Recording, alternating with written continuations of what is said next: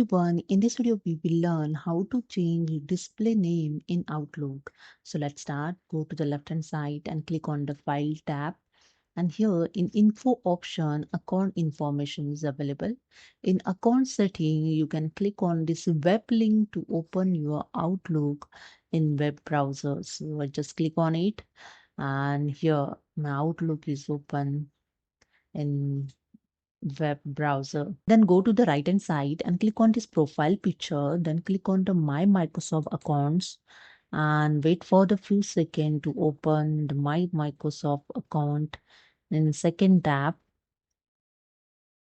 Then here you can see the left hand side, the PND text zone name here showing. This display name I'm going to change. Okay. So in left hand side, click on the Your Info option.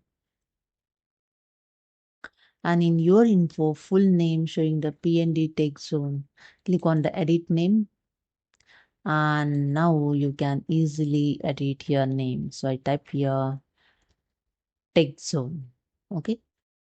And click on the save, and that's it.